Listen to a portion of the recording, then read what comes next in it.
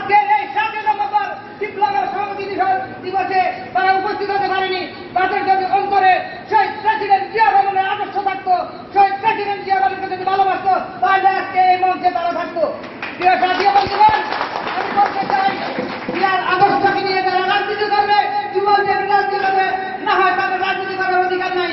Pocket committee করার জন্য, pocket করার জন্য যুবক বিএনপির রাজনীতি আসে নাই। সাথী বন্ধুগণ, দুঃখের সহিত বলতে হয়, অতীতে আমরা প্রত্যেকটা রাজনৈতিক মঞ্চে সব নেতাকে সহযোগিতা করে এসেছি। আজকে যুবক বিএনপির যারা নবনির্বাচিত হয়েছে তাদেরকে সহযোগিতা করার জন্য আমরা তাদেরকে পাশে পাইনি। সুতরাং আগামীতে যদি রাজনীতি করতে হয়, যুবক বিএনপির রাজনীতি যুবক বিএনপির সাথে ঐক্যবদ্ধভাবে আমরা করব, এই প্রত্যাশা রাখি।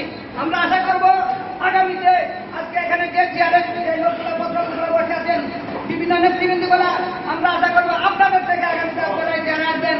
শুধু আপনাদেরকে একটি কাজ করতে হবে, আমাদের সাথে ঐক্যবদ্ধভাবে দলের সাথে সহযোগিতা করে যেতে হবে, দলের কাজে নিয়োজিত থাকতে হবে। প্রিয় সাথী বন্ধুগণ, আমি বলতে চাই, 7 নভেম্বর জাতীয় বিপ্লব সংহতি দিবস। আপনারা জানেন, বাংলাদেশে একটা ক্রু হয়েছিল, সেটি খালেদ মোশাররফের নেতৃত্বে। খালেদ মোশাররফ চেয়েছিল বাংলাদেশে একটা ক্রু করে শহীদ প্রেসিডেন্ট জিয়া রহমান, যে জনপ্রিয়তা অর্জন করেছিল এই বিপ্লবের মাধ্যমে, তাকে বন্দী করে রেখেছিল, গৃহবন্দী করে রেখেছিল। এই খালেদ মোশাররফের নেতৃত্বে যখন বন্দী করে রেখেছিল, বাংলাদেশের জনসাধারণ এবং সেনাবাহিনীর কিছু লোক শহীদ প্রেসিডেন্ট জিয়া রহমানকে বন্দিখানা থেকে মুক্ত করে এনেছিল এবং সেই শহীদ প্রেসিডেন্ট জিয়া রহমান পরবর্তী আবার সেনাপতি প্রধান হয়েছিলেন।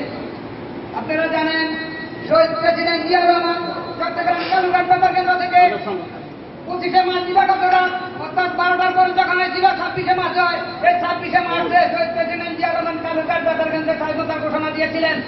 বর্তমানে ওই কালুঘাট বেতার কেন্দ্র ওখানে আছে, যদি প্রমাণ চাই আওয়ামী লীগের ব্যক্তিরা আমরা প্রমাণ দিতে পারবো।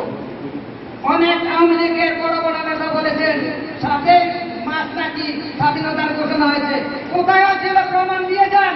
যদি 7 মার্চ স্বাধীনতার ঘোষণা হয়ে থাকে, স্বাধীনতা দিবস 26শে মার্চ কেন পালন করা হয়, আমরা আপনাদের কাছে প্রশ্ন তুলে দিলাম। প্রিয় সাথী বন্ধুগণ, আমি আমার বক্তব্য দিতে করবো না। এখানে আমার সিনিয়র নেতৃবৃন্দ আছেন, তারা আপনাদেরকে 7 মার্চ সম্পর্কে মূল্যবান বক্তব্য দিয়ে শোনাবেন। আমি এই বলে আমার বক্তব্য এখানে শেষ করছি। বাংলাদেশ জিন্দাবাদ, বাংলাদেশ জাতীয়তাবাদী দল জিন্দাবাদ, শহীদ প্রেসিডেন্ট জিয়াউর রহমান অমর,